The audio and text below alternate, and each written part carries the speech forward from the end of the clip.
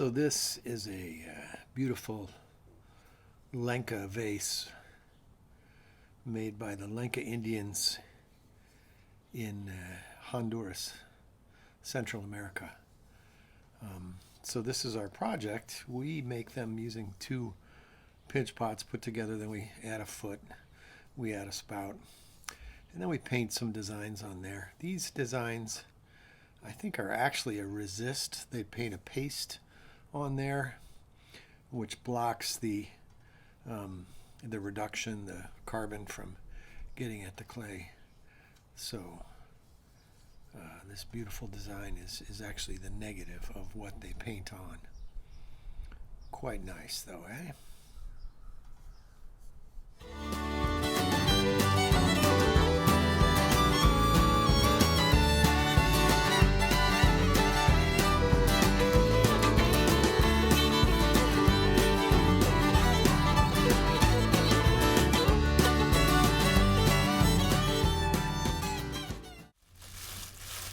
Today we're going to make a simple orb vase. It's a pinch pot, a couple of pinch pots put together, and then with a foot in the spout. Okay, so let's see, I'm going to start out with just a couple balls of clay, about the same size. And I'm going to make what will end up being two halves. Let's see, I can maybe add a little to each of these. It's going to be two halves of a sphere, and then we'll add a foot and a spout. And this is based on there's the Lenca Indians from Central America made some beautiful pottery, and we would look at Lenca Indian orb vases as inspiration, or also Native American seed pots. You could look at those, and they're basically the same idea, the orb with some surface decoration, patterned surface decoration. So when we talk about making things out of clay, we basically broke things down into 5 different ways of making things out of clay. We can make stuff on the wheel. We can make stuff using slabs. We can use molds. We can build coil pots, ropes of clay stacked on each other. But the simplest, most basic way is using what we call pinch and pull. So those are our 5 basic ways we make stuff out of clay. And so this is often the first project I would do with high school classrooms. And I started with a ball, the size of a large plum or a clementine, and I stuck my thumb in it, and then I'm just pinching and twisting, and I'm using the curve of my thumb and my fingers here to create what will be essentially a hemisphere, half of a sphere. So I'm just stretching the clay, I'm pinching, and I'm stretching, and I'm trying to maintain my form so that it's going to be half of a sphere. So I don't want it too flat like a plate. I don't want it too deep either. And I'm feeling for any areas where they are thicker. And this takes practice. Making pinch pots takes a while to develop the touch and the feel. But it's super important. It's just the most basic, primary way of working with clay is just shaping it with your hands without using any tools, no potter's wheel, no rolling pin. And so I'm trying to get this, relatively thin, but it's got to hold its shape too. And I'm leaving a little bit of extra thickness on the lip because I'm going to connect 2 halves. So it'll end up being thinner here than it is here. And that's just so I can connect the 2 halves.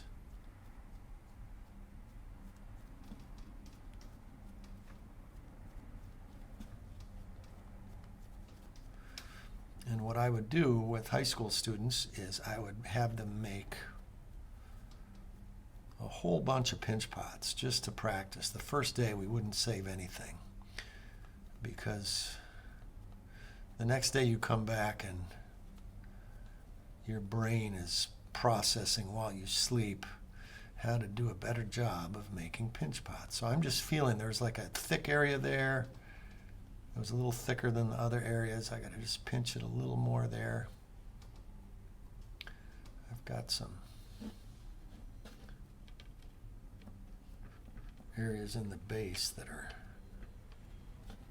a little thicker as well, but we're getting close to my maximum size here that I can make with the clay, the amount of clay that I started with. So what I'm going to do once I get this, I can maybe work it a little more later, but I'm just going to set this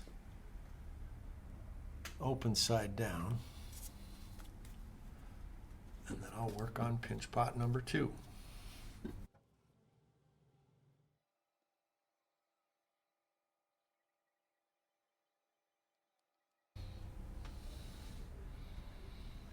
I have to make sure these are going to fit together, so they're about the same size.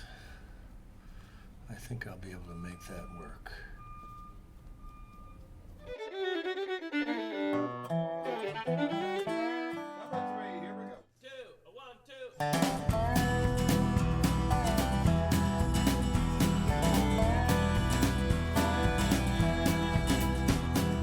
I left home when I was young just to try to make my way. I traveled all around this land, but nowhere did I stay. Too much time in one town seemed too much like jail. I guess that I was born just to ride that lonesome trail. Just to ride that lonesome. Okay, so I have my 2 orbs, or hemispheres, and they're leather hard now. They're stiff. They're going to hold their shape. So now my goal is to put them together, and in some cases I can find a way to get them together that'll work out good. So anyway, what I'm going to do is score and slip these edges.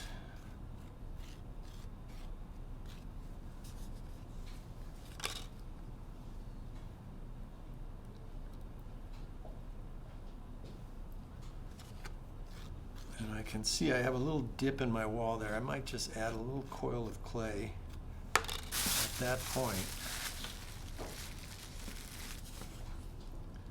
And that'll help connect my 2 halves.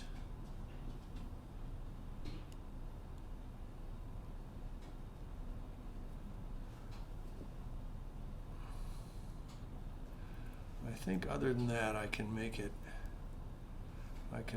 work. They're pretty much the same size. This one's slightly bigger, but I can get it together. Now,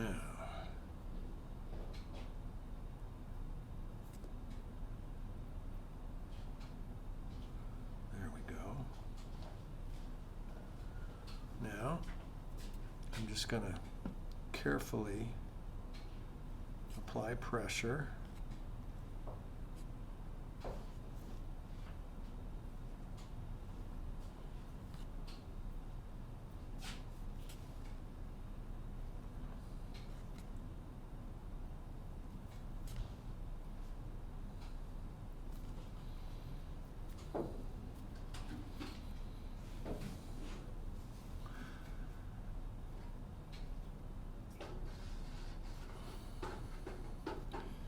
Just try to work this seam together.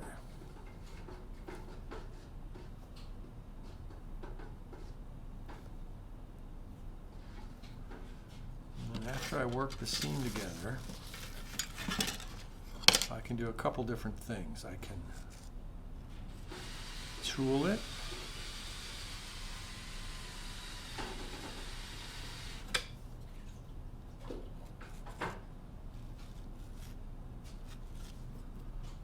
try to smooth it, and then I'm going to paddle it. And the paddle is going to smooth everything out and make that seam disappear. In some cases, okay, the first thing I'm going to do is I'm going to roll myself a little ring, and this little ring will allow my orb to sit without rolling away.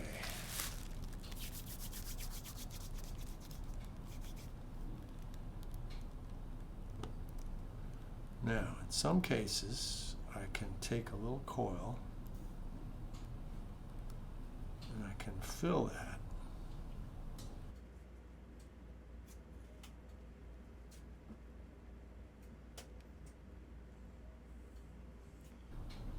But really, I don't even have to do that. This is overkill because once I start paddling, this is going to smooth out. I could start just sort of cross blending. That's another thing that also helps. But this is what really helps, is if I just start paddling this.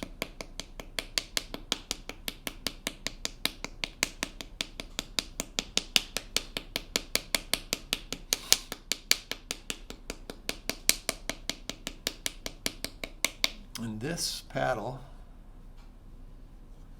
was purchased for just, oh man, I don't know, $1.50 at the local Chinese grocery. Great spot for picking up tools. I bought a little strainer for our glazes there. And I get all my bok choy there. And mung beans. I get my little mung beans, and the mung beans are awesome for making bean sprouts. They're like little green peas. Okay, you can see how this gentle paddling, and as I'm paddling, I'm just sort of looking at the profile of this orb.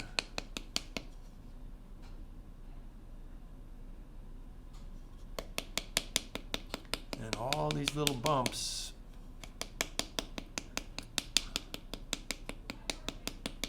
are going to smooth out.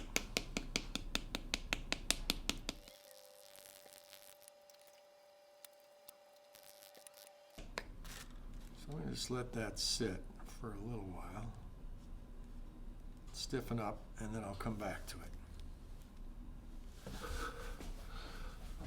Okay, so we're working on our orb vase.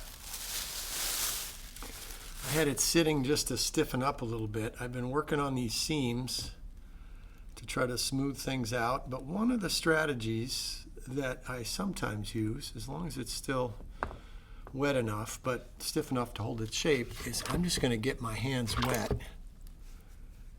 and I'm just going to kind of just smooth all over this with wet hands, and I can work some of the seams if they seem like they need some additional attention. And then my seam's almost gone. Then I'm going to take my little ring and I'm just going to let it air dry for a few minutes till the surface is not quite so tacky, and then I'm back to my final paddling. So we'll go there in just a minute. Okay, so the surface is dried a little bit. I'm going to do a little more paddling, but before I do that, I just wanted to make sure that my paddle was clean. Sometimes your paddle can pick up clay on the surface so that when you're paddling, you're not actually getting a super hyper smooth surface. So I'm just going to take a green abrasive pad and just clean my paddle where it's going to make contact with the orb. And then I can get back to paddling. You have to be patient when you do this. To get a super smooth orb, it takes a fair amount of paddling And I'm always, again, looking at that contour line, so if there's any bumps on the horizon, on the profile, I can work those down.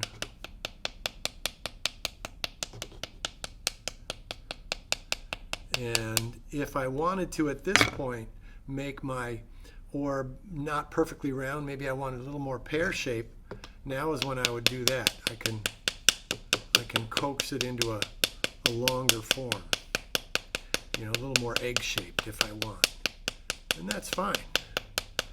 These Lenca orb vases come in all different shapes. There's a lot of them that are just round like this, but there's some that have more of the, the sense of the traditional Greek vase where you have a shoulder basically on the vase, and that's fine. So I'm trying to coax the point down at the bottom here a little bit, which is doable. Actually, there's one other thing I wanted to show you. I forgot. I'm going to take you over to the Formica table.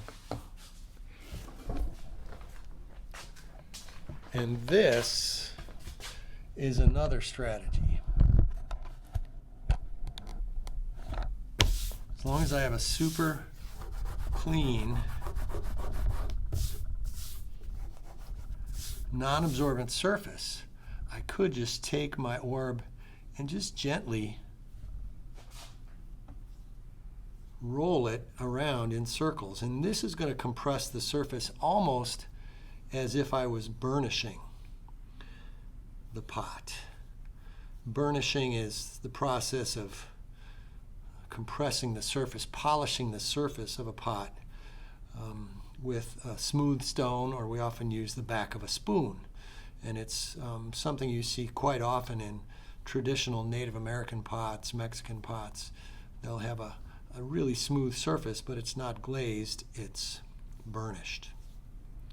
And it's shiny. So anyway, that's already sort of polishing my surface, you can see. So I'm going to go back to this area and just do a little more paddling. But I'm going to say that this is ready. It's not perfectly round, but it's close enough for me for this. I'm going to paint a design on it, and so that will mask any flaws, I hope. Okay, so the next step, I'm going to set this aside, is I need to create my foot for my orb vase. And you can do this a variety of ways. I could create a tripod foot, and in that case, I'm going to create 3 feet. And you see this quite often in South American pots, pre-Columbian pots.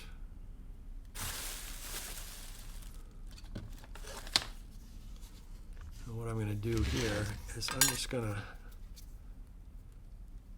take a little cylinder, cut it into thirds,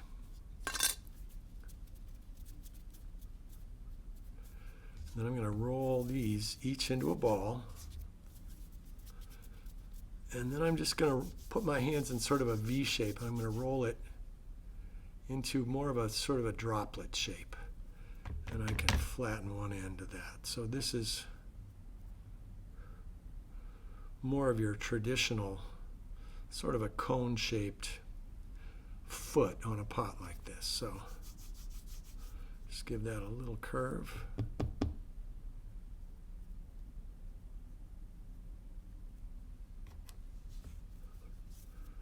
And the last one. So I say droplet shape because that's your droplet, but I want a flat side. I don't want it too pointy, but I've got 3 relatively even feet here. I can give them a little roll,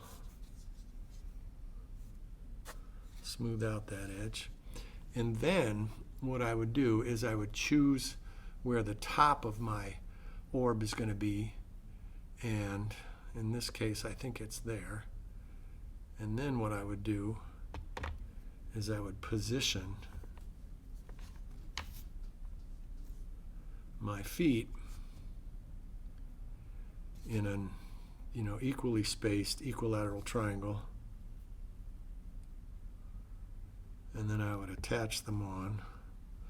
I'm not going to attach these on, but you can get the idea. So I would score and slip and attach these on. So then I would end up with a nice sort of a tripod foot, which is completely appropriate for Central or South American pottery. Tripods are super stable. They don't wobble like forelegs. If you lived in a primitive setting, you might have a floor that wasn't totally level. And so three-legged things are a good thing. So I kind of like that, actually. Maybe I will keep the tripod, but I want to show you the other option, and that is what you often see on Lenca pots is you see just a coil foot. So if I take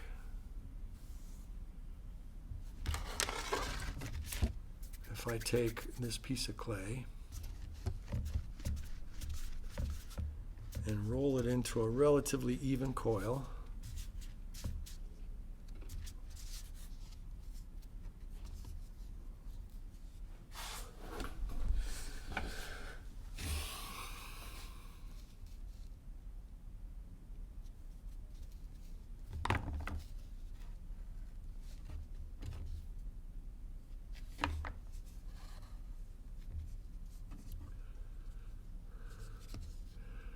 and create a little ring, then this would become my foot, and I would attach it permanently onto here. So I would score and slip, and I would attach this, and then I would blend it all around so that it connects beautifully, and I could smooth it around. But I think I am going to go back for the tripod foot.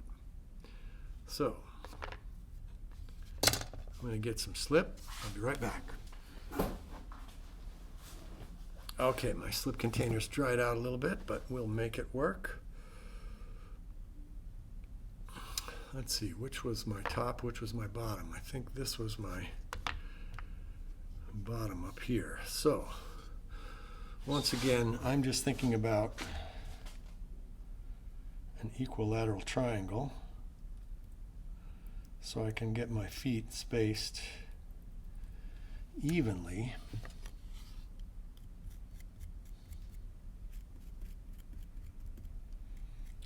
And I'll do a little scoring. Help that slip soak in a little bit. And then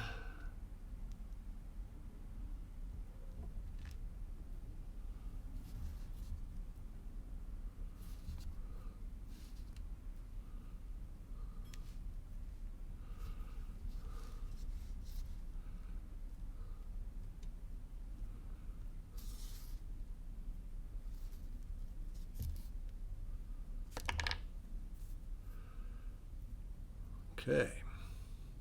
I think this one foot is slightly bigger than the others, unfortunately. It's going to be okay though. Sometimes I just kind of shape my feet so they kind of curve towards the earth. A little bit of a claw.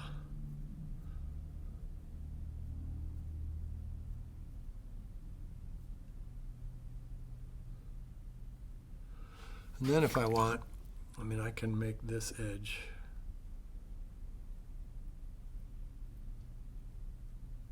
smoother. Sometimes I'll take a brush and just work that edge with a brush and a little water. We could try that right with this.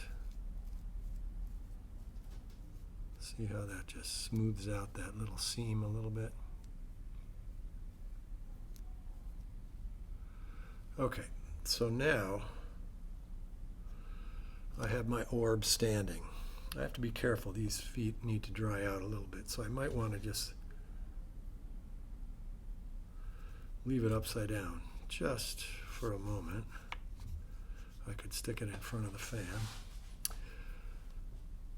Now I'm going to work on my spout. I always do the feet first, right? So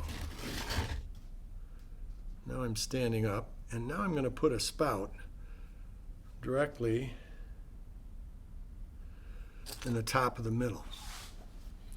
So I'm trying to locate that. I'm right about there. Now, one thing that's kind of fun is when I poke a hole for the spout, this is compressed air because I made this, the clay was wetter, and it has had a chance to shrink, so this is compressed air. So when I poke the hole, we're going to listen close, and you're going to hear some air escape, okay? That's clay shrinking. Okay, listen closely. Hear that? Psst. Kind of cool. Okay, so now I'm going to cut a hole here for the opening of my orb. And if I'm going to make this sort of traditional Lenca, it's going to have a pretty small spout. So my hole will not be too big, maybe 3/8 of an inch.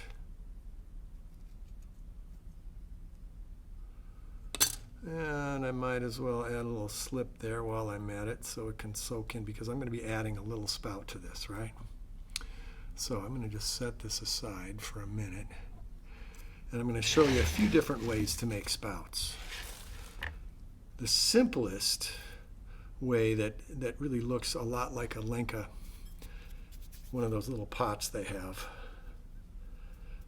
is I just roll a ball like this. This is, maybe a big grape size. And then I'm going to roll it into a little bit of a sort of a barrel shape. Okay, what I'm going to do is I'm just going to skewer this like a shish kebab, try to get it right in the middle. And then what I'm going to do is I'm just going to roll this on this board. I don't want to roll this on the cement board. It's a little rough and it's absorbent. So this is smoother and it's not as absorbent. And what I'm going to do is I'm going to hold my fingers at a certain level, and I'm just going to drag it, and it's going to roll, and it's going to open up the inside. You can kind of see how it's opening up the inside. So I'm going to do that a few times. And so now I've created a little tube that will function beautifully as the spout to my pot. So I could just stick this on here, blend it in. I could even add a little handle if I wanted. That wouldn't be, too traditional Lenca, but it'd be pretty cool. So what I do for my students is, they can pretty much adorn these pots however they want. They don't have to stay too true to the Lenca idea. But the other way to do a nice spout is to actually build a spout using a slab. So if I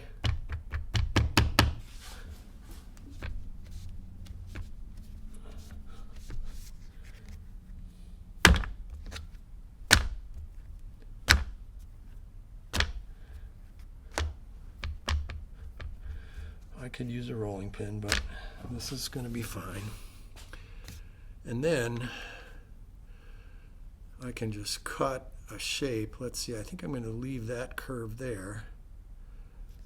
And I'm going to have a spout.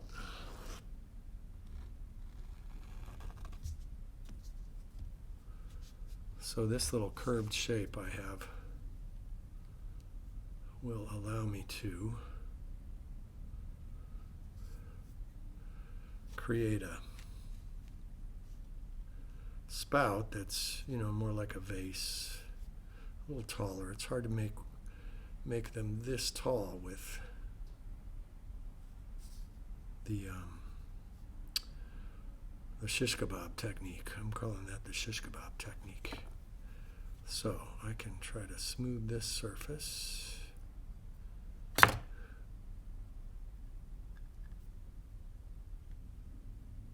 And I could cut this to level it, or I could make it a little pitcher. I have a few of these that were made into little pitchers for your little vinaigrette or whatever, you know, soy sauce maybe. Okay, this, actually my hole's not quite big enough. I'm going to try to get my hole to match that size. So I can go a little bigger. I'm good 3/4 of an inch, so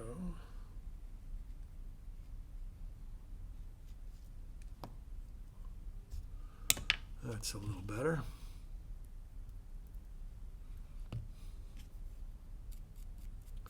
I'll score this up a little bit. And then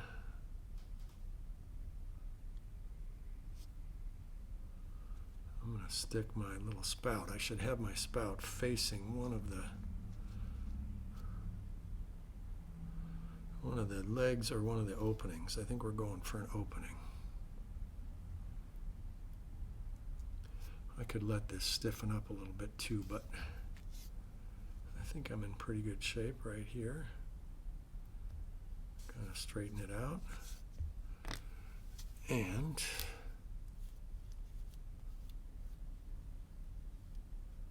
I can come back later and work that seam as well.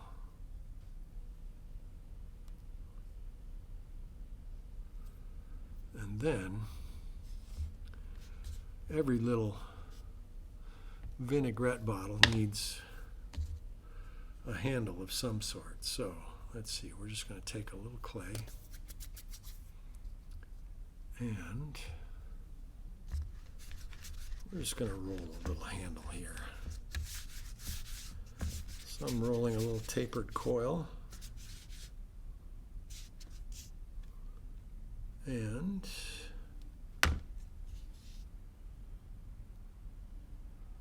let's see here. How big do I want this? This is kind of fun.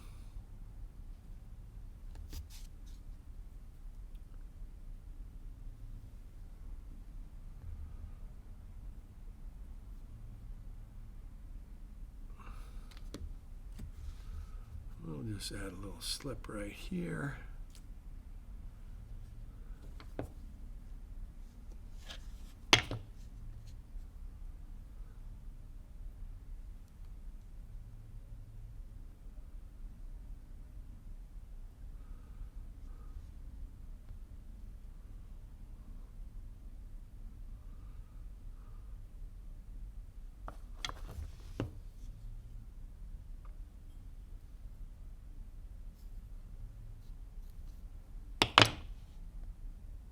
And I'm just going to add a little slip where it's going to connect down here at the bottom of the handle.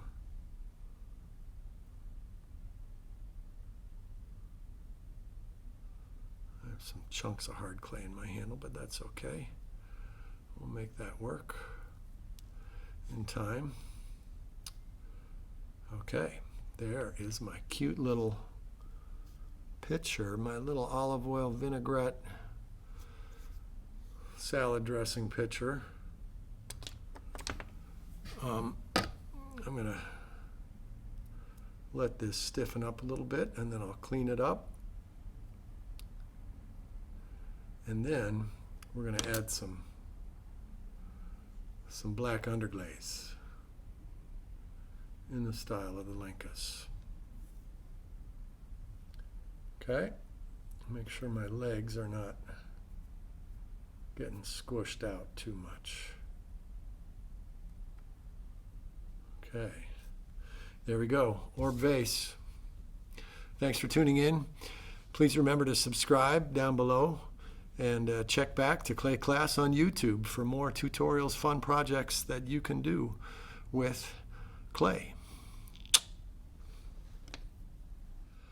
Okay.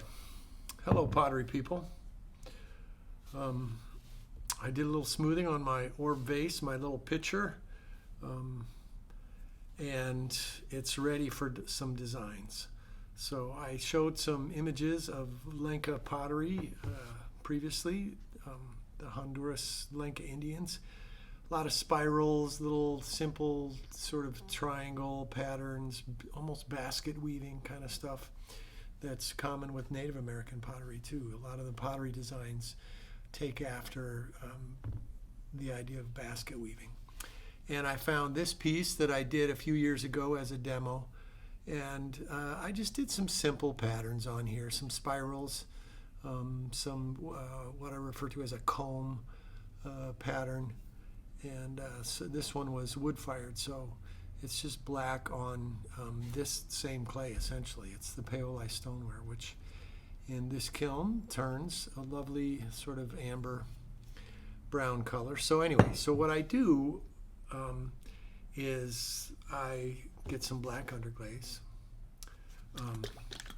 and I usually get the smallest brush I can find. If I want to do some horizontal designs or to separate the space, I might get a banding wheel. Why do they call it a banding wheel? It's for doing banded designs. When you look at Greek pottery and a lot of Native American pottery, you can create a banded design. A lot of times I just work right out of the lid. I shake it and then I work out of the lid. So I could just steady my hand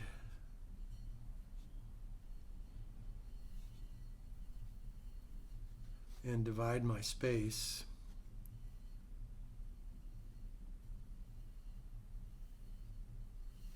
Using my banding wheel. Right?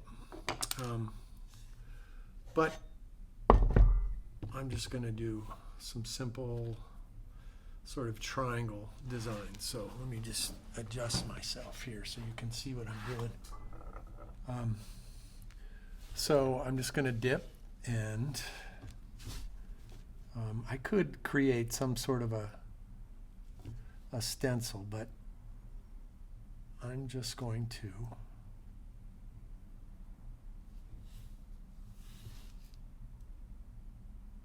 just create a pattern that repeats. I could do some spirals too. I mean, I'll work on that pattern. Oftentimes the Lencas had these spirals, so it's just a simple spiral design. And one of the beautiful things about clay is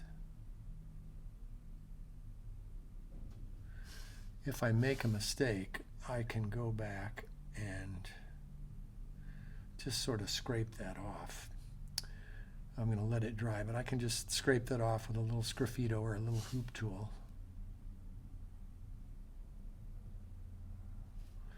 But it just takes patience and a steady hand. And eventually I will fill this orb with designs. Simple as that. So then usually we'll just do a clear glaze if we're firing to cone 5, 6, or if we're firing to a higher temperature, we can just fire it raw. So thanks for watching. Make sure you subscribe. Phil tuning out. And one other thing I forgot to mention. If students want to use more colors, I encourage them to keep it simple. Just black and white is best. If they want to use a third color, I have a sort of a terracotta reddish brown that I make available to them. And between the white color of the clay, which the gray essentially turns a creamy white, and the black, and then the terracotta, that gives them 3 colors, and there's contrast between all those colors. And that's a good palette to work from if kids want to use more than one color to paint with. So that's how I do it anyway. Thanks for watching.